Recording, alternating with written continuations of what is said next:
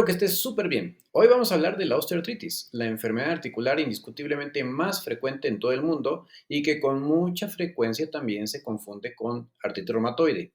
Veremos aquí lo que es en sí esta patología, a quiénes les puede dar, cuáles son sus distintos fenotipos, la diferenciación entre la primaria y la secundaria y por supuesto, antes de someterte a un procedimiento quirúrgico, sería muy bueno que escucharas esta información, así como también tener las bases para decidir si tomar o no cierto suplemento. Comencemos. La osteoartritis es la enfermedad más frecuente de las articulaciones sinoviales y que son de hecho las que usualmente afecta. ¿Qué es una articulación sinovial? Bueno, es aquella en la que existen dos huesos que se oposicionan entre sí y que están recubiertos de un cartílago muy especial, que es el cartílago hialino, tal como puedes ver en esta imagen. En su interior va a estar únicamente bañado por líquido sinovial, el cual tiene la capacidad de disminuir las fuerzas de cizallamiento y de fricción, pero además también es fundamental para su nutrición y para eliminar los desechos metabólicos. Esto tiene una gran trascendencia porque las articulaciones sinoviales básicamente son avasculares y esto quiere decir que si tú, por ejemplo, consumes una muy pobre cantidad de agua o tienes una dieta que es rica en prooxidantes, así como favorecedores de radicales libres, como son aquellas proinflamatorias, es decir, con muchos azúcares simples, muchas sustancias altamente procesadas, es mucho más fácil que puedas dañar tus articulaciones. Así que aquí es donde comienza la primera prevención, especialmente si tienes familiares afectados, como ya veremos. Entonces, estas articulaciones constan de justamente dos huesos que están forrados de dicho cartílago hialino y que a su vez está protegida esta articulación por una membrana sinovial y una cápsula articular, las cuales se continúan con el periósteo, es decir, esa membrana que está a su vez recubriendo el hueso. El hueso que está justo debajo de dicho cartílago hialino es conocido como hueso subcondral. Recuerda este nombre porque tendrá importancia para lo que veremos más adelante. Para poder comprender la osteoartritis, debemos entenderla como una enfermedad metabólica y estructural dinámica de la articulación. Lo que sucede es que hay un daño que no se puede reparar oportunamente debido a diversos mecanismos defectuosos, tanto la producción normal o la resistencia de la matriz extracelular, incluyendo los glucosaminoglucanos y proteoglucanos, que son sustancias especiales que precisamente permiten que el cartílago tenga cierta estabilidad y cierta resistencia, así como un defecto en las enzimas responsables de regular la activación de las metaloproteinasas, que cuando están dispersas y activas, lo que hacen es degradar el cartílago. Entonces, tú en este momento estás viendo una imagen debajo de este video en el cual a tu mano izquierda puedes darte cuenta cómo es una articulación normal. Puede verse con mucha nitidez el cartílago hialino en color rosa y que tiene una capa superficial, la cual está en contacto con el líquido sinovial y precisamente ahí hay un intercambio de oxígeno, de dióxido de carbono y de diversos nutrientes. Conforme se va profundizando hacia, de hecho, donde está la parte del hueso, interactúa directamente con las celdillas o vaya, las cavidades que están en el hueso en cuestión, las cuales sí se encuentran irrigadas por sangre y ahí pueden interactuar con unas células especiales que se llaman osteoclastos, los que se encargan de estar remodelando continuamente el hueso. Precisamente cuando sucede un estrés biomecánico o alguna lesión o justo una hiperactivación de las metaloproteinasas, que son las enzimas responsables de degradar el cartílago, y no hay digamos, esa contrarrespuesta en donde se puedan inhibir, bloquear o neutralizar, entonces sucede lo que tú ves a tu mano derecha. Entonces puedes darte cuenta que en un intento de reparación se va a formar un hueso que pues no va a hacer sino afectar, de hecho, la estabilidad de las articulaciones y, por supuesto, producir dolor dependiendo de qué tan grave sea la modificación estructural. Además, puedes darte cuenta que existe una gran cantidad de moléculas expresadas De hecho, puede haber modificaciones epigenéticas en las cuales puede estar involucrado desde situaciones como una diabetes mellitus, que precisamente al producir defectos en la formación de proteínas, pueden hacer eso que sean hiperactivas, en el caso de las metaloproteinasas, o inducir respuestas inflamatorias y destructivas. Entonces, va a haber como tal un proceso inflamatorio que, sin embargo, y esto es importante destacarlo, aunque hay presencia de factor de necrosis tumoral alfa o de interferón gamma, los biológicos tienen mínimo papel en las osteoartritis, salvo en formas muy agresivas que se llaman erosivas, en donde de hecho se prefiere incluso utilizar fármacos modificadores de la enfermedad y pues más o menos ocupa el 20 al 30% de los casos.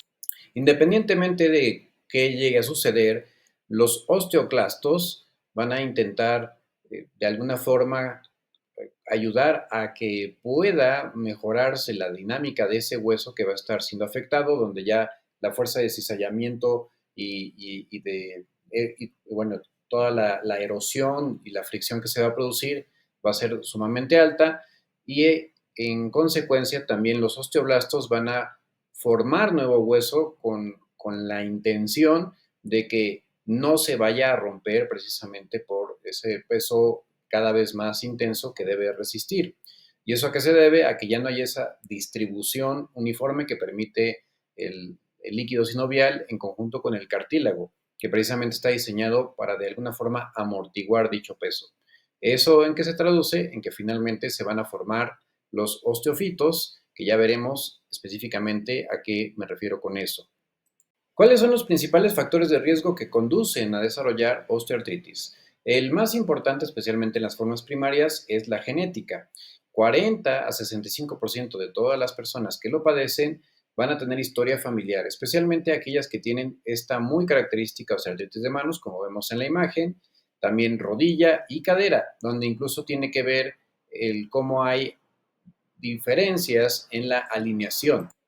Es decir, el cómo los vectores de las fuerzas que resisten las articulaciones se ven de alguna manera afectados por cómo está diseñado el esqueleto de una persona o cómo están posicionados entre sí las distintas articulaciones.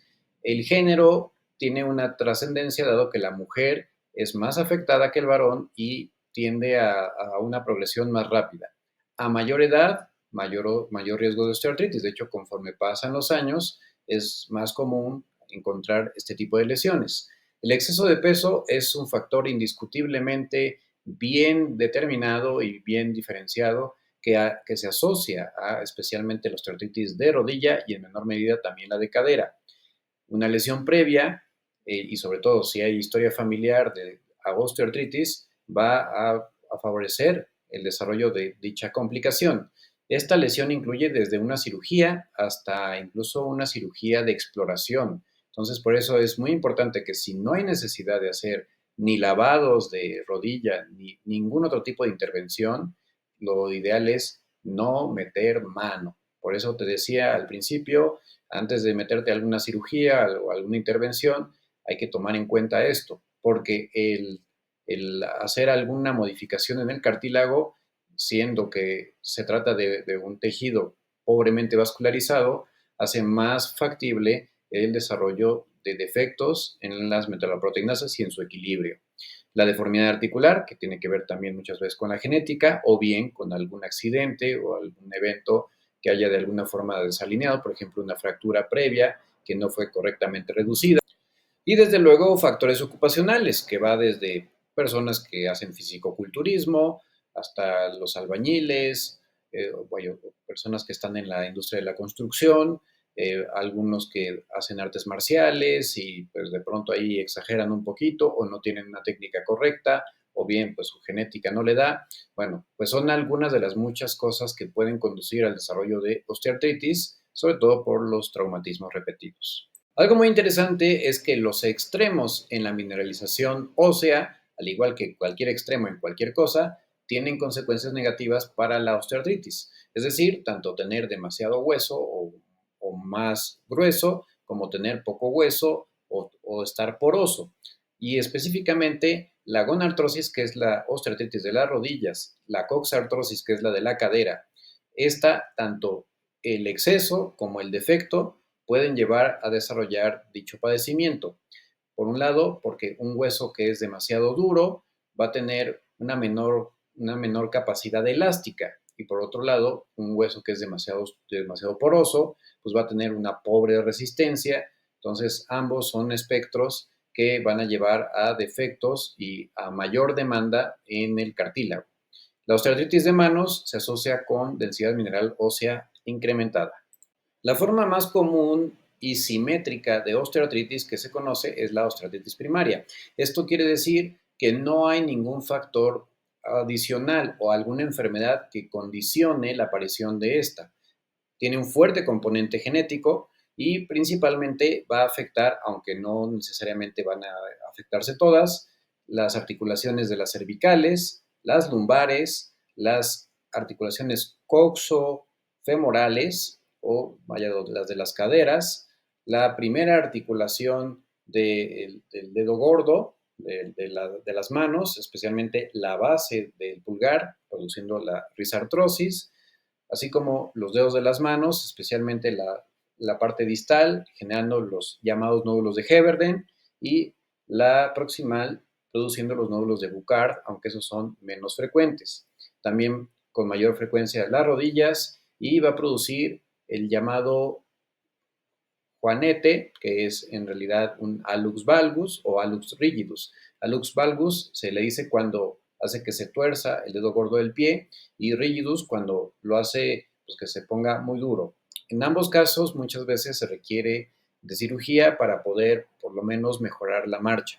Debe pensarse en osteoartritis secundaria cuando afecta a las articulaciones atípicas, es decir, lugares que naturalmente no tendrían por qué tener repercusión, y usualmente hay historia ya sea de un traumatismo, como puede ser alguien que se caiga de una gran altura, o o bien que tuvo alguna fractura y no se atendió correctamente, o aún atendida correctamente por el lugar clave de afectación, que también tuvo repercusión en el cartílago, pues finalmente se desarrolla en ciertas ocupaciones, por ejemplo, en el ballet o en cargadores de peso, cuando se hacen inadecuadamente ciertas actividades, ciertos brincos o ciertos levantamientos en karatecas, o personas que se dedican a las artes marciales. Esto no es nada raro, y entonces las articulaciones que se ha abusado de ellas pueden desarrollar osteoartritis.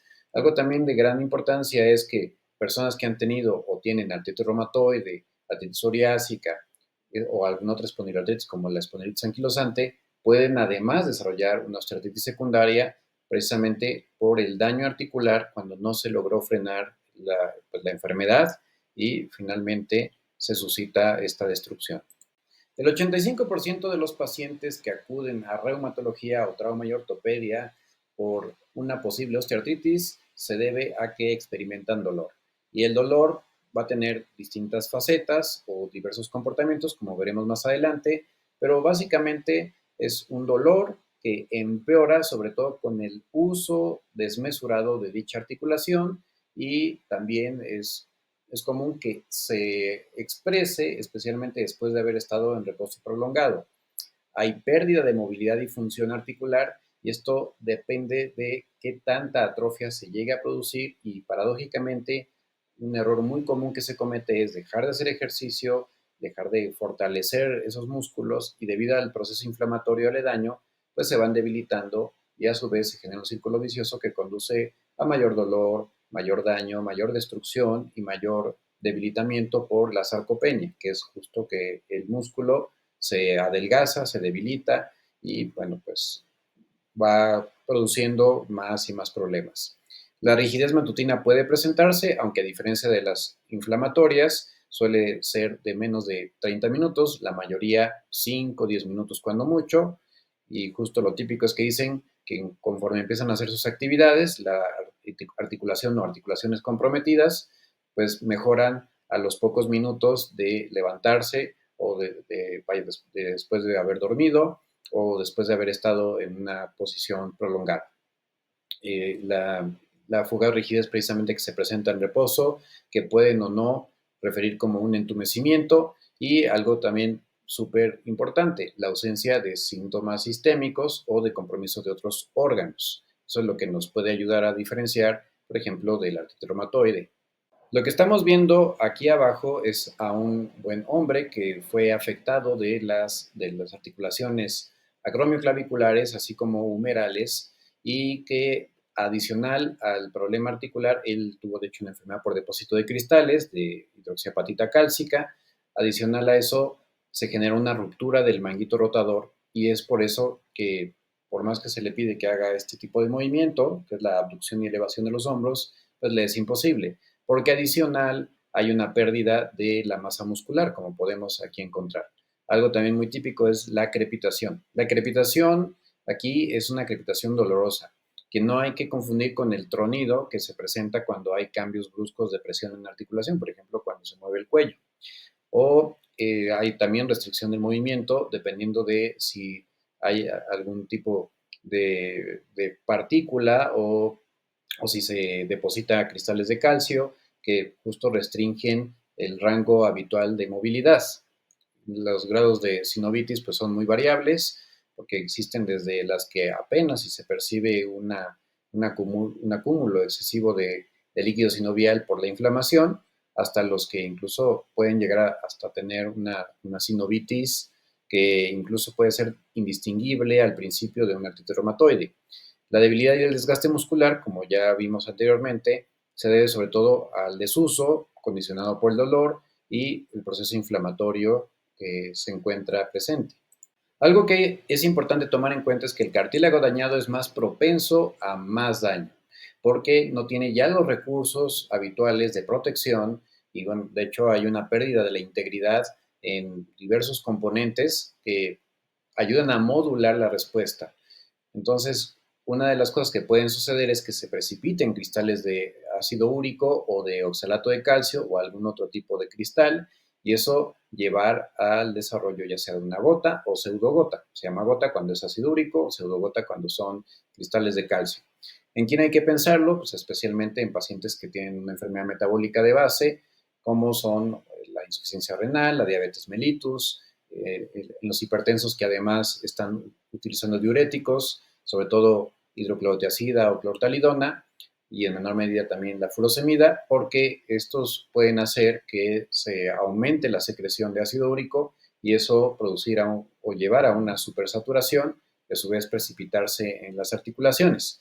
También hay mayor propensión a infecciones de dichas articulaciones porque nuevamente están alterados los mecanismos de protección de integridad y como están inflamadas, también hay un mayor flujo sanguíneo, lo cual puede llevar a que más fácilmente, si por alguna razón hay una siembra hematógena de algún microorganismo, puedan llegar a las articulaciones o también en su defecto puede suceder en el contexto de algún traumatismo penetrante, como puede ser por una espina o por algún clavo, alguna cosa que pueda llegarse pues a meter a través digamos, de la piel.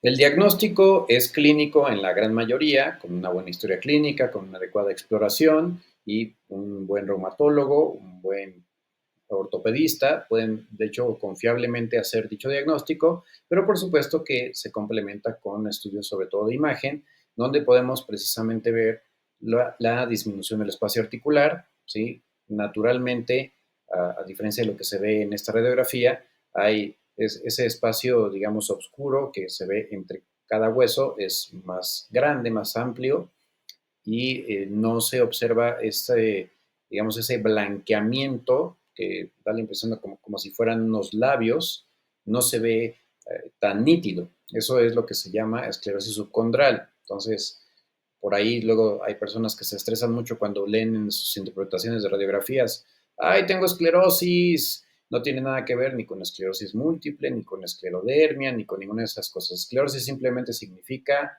endurecimiento, eso es todo.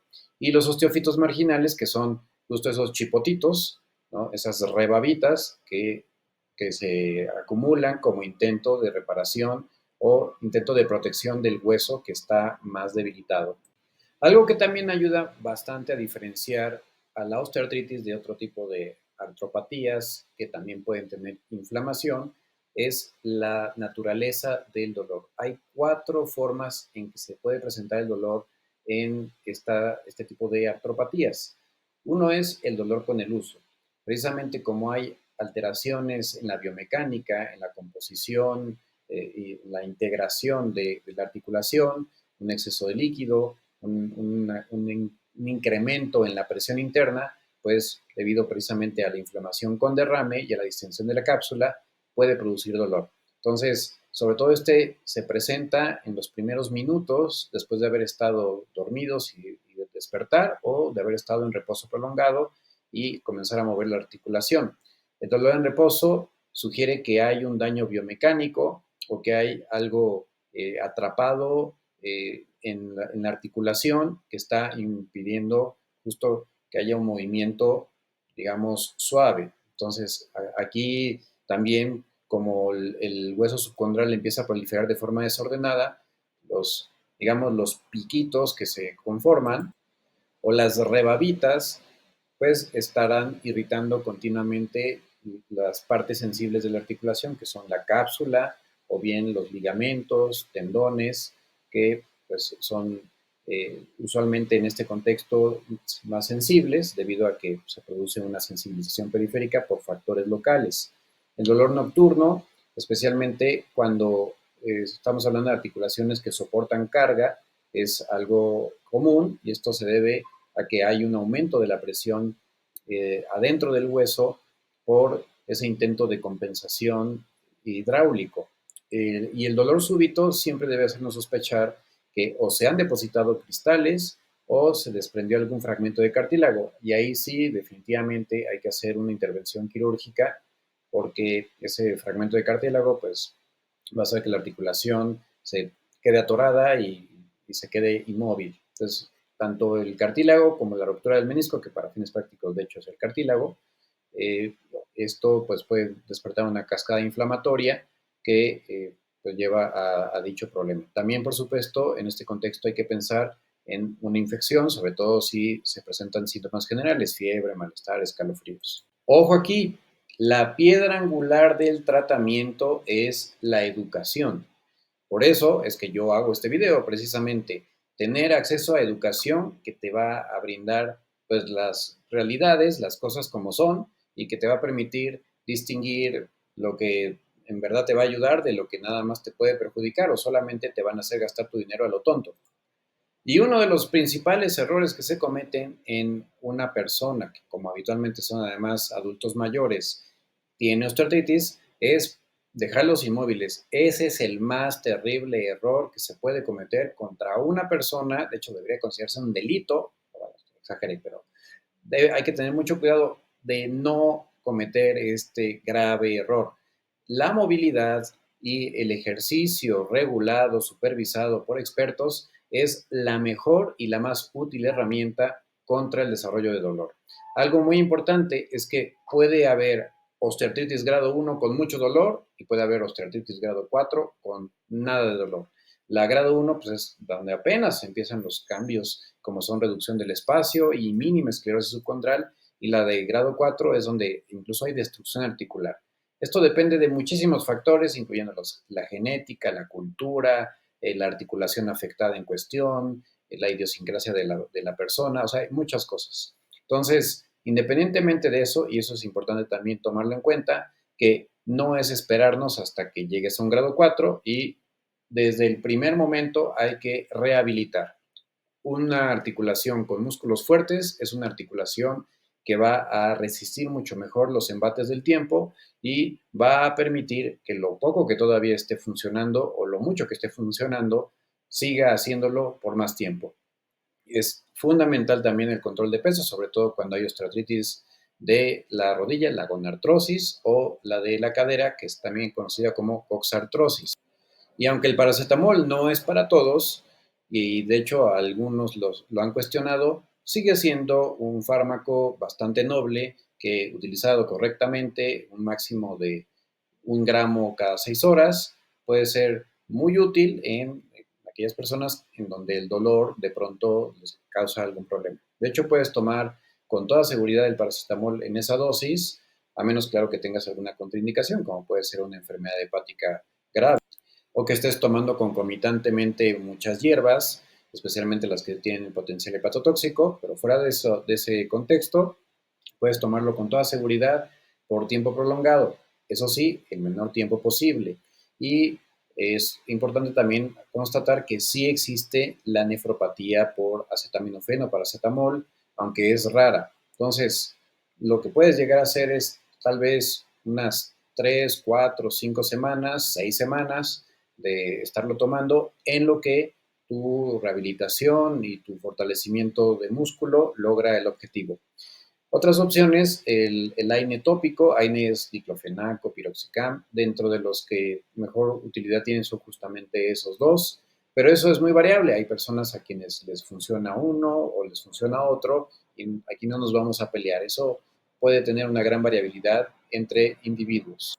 La capsaicina tópica, que es el principio activo de los chiles o también del pimiento, tiene una gran eficacia. Desafortunadamente ya es poco utilizado porque pues, tiene muchos efectos adversos y principalmente porque causa irritación o si hay una de malas, si te toca los ojos después de aplicártelo, puede ser bastante aparatoso el problema. De verdad que vas a odiarlo por el resto de tus días. Entonces, este es algo complicado actualmente de encontrar, pero bueno, es una opción. Y algo que también tiene de bemol es que se suele producir taquifilaxia, es decir, que con el paso del tiempo pierde su efecto. Los antiinflamatorios no esteroideos orales hay que tomarlos con prudencia y de preferencia solo con la indicación de tu médico que conozca tu caso. Dentro de los suplementos alimenticios, los que tienen la mejor evidencia de ser útiles son los propéptidos de colágeno hidrolizado de tipo 2 y en menor medida los de tipo 1. Hay muchísimos colágenos hidrolizados ahora, pero la mayoría son puro marketing que nada más te van a hacer perder el tiempo. Entonces, y el dinero. Es muy importante que veas qué tipo de propéptido de colágeno es. Entonces, repito, tipo 2, ese es el más útil, y en menor medida de tipo 1. Los preparados comerciales en México que cuentan con ese tipo de propéptidos son el Gelicar y el Ablasor. Y los demás, pues, están en veremos. El cartílago de tiburón no ha mostrado ser superior ni siquiera a los antiinflamatorios no esteroideos, es más, ni al paracetamol. Pero bueno, si tú dices que te sirve, pues puedes hacerlo. La grenetina no te sirve de prácticamente nada, pero puede ayudarte en tu piel y en tu cabello. En ciertos contextos, y especialmente cuando hay una fuerte recaída de inflamación y dolor, sobre todo después de una crisis por cristales o cuando pues, hubo un estrés mecánico que inflamó notablemente la articulación y solo por expertos, es decir, reumatólogos o ortopedistas, se puede hacer una infiltración local con glucocorticoide con o sin un ácido hialurónico, que el ácido hialurónico lo que hace es modular la respuesta inflamatoria, pero también mejorar la viscosidad. Entonces, este es útil en osteoartritis máximo exageradamente grado 2, 1 o 2, es donde puede realmente hacer una gran diferencia. En las grado 3 y 4, la verdad es que no aporta porque ya hay demasiada deformidad pues, en los bordes de ambas articulaciones y pues vas a desperdiciar ahí tu dinero. Entonces el apoyo mecánico o las órtesis quiere decir, por ejemplo, las rodilleras o el apoyo mecánico con el bastón, también pueden ser muy útiles. La acupuntura funciona para el tratamiento del dolor, pero en cuanto a la inflamación es muy poco es muy poca su utilidad. La termoterapia, electroterapia y otras cosas que puedan pues, de alguna manera modular la respuesta inflamatoria, y bueno, más que inflamatoria, sí, inflamatoria, pero más allá de eso, de modular el dolor, son útiles y bueno, fíjense que hasta el contacto telefónico y las estrategias de afrontamiento, pues tienen una relevancia porque por supuesto que no es lo mismo tener el dolor a solas que acompañado o acompañada. Y la cirugía, como ves, es la última opción. Entonces, ¿en quién hay que considerar la cirugía? El lavado artroscópico, pues justo en quienes experimentan el bloqueo o esos dolores súbitos que se debe a algún fragmento desprendido, y prótesis en aquellas personas que tienen un dolor recalcitrante pese a todas las medidas anteriormente mencionadas. El plasma rico en plaquetas, aunque estuvo muy de moda mucho tiempo, recuerda que realmente no te va a regenerar el cartílago. Lo que va a hacer es que se fibrose por el tipo de factores que tienen. Entonces, va a llevar a un cartílago que, digo, si acaso, que es fibrocartílago, que no va a tener para nada la cualidad del cartílago hialino. Pero, pues, puede ser opcional en algunas personas y se puede llegar a utilizar el trasplante autólogo de condrocitos, sin embargo es muy difícil que llegue a pegar y por eso solamente se suele dejar para atletas que pues vale la pena hacer el gasto. Y finalmente aquí hay algunas preguntas y respuestas que podrían ayudarte a reconfirmar el conocimiento y te darán también algunos tips trascendentes. ¿Cuál es el fenotipo de osteoartritis más frecuente vinculado al componente genético? Recordemos la osteoartritis de manos y eso especialmente en mujeres. ¿Qué formas de osteoartritis tienen mayor riesgo de desarrollarse con una alta densidad ósea? Rodilla, cadera y manos. ¿En quiénes está contraindicado el uso de glucosamina? Ojo con esto. La glucosamina en realidad ya podríamos decir, está aquí el propéptido de colágeno hidrolizado, ¿no? Y la diacereína, la presea máxima, y hasta acá está la glucosamina en cuanto a eficacia. O sea, realmente es, digamos que modesta, pero se puede llegar a utilizar como sinergia. Pero ojo, alérgicos a mariscos tienen mayor posibilidad de desarrollar alergia a la glucosamina y hay que tener precaución porque puede contribuir, aunque en poca medida, a la transformación en glucosa.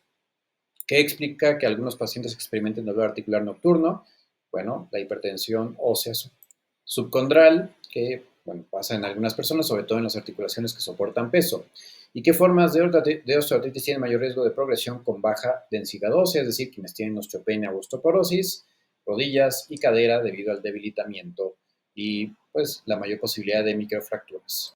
¿Te gustó este video? Bueno, pues ¿a qué esperas? Dale me gusta, no olvides compartir, especialmente en aquellas personas que seguramente tendrán muchas dudas sobre este padecimiento porque tienen historia familiar o porque ya lo están experimentando en este momento. Y si aún no te suscribes, pues adelante, ya sabes, y dale clic a la campanita para que no te pierdas ninguna nueva notificación de los videos que estaré subiendo y que serán de mucha trascendencia para ti. Y si tienes interés en alguna consulta, aquí está mi teléfono para que puedas agendar una cita. Nos vemos en la próxima.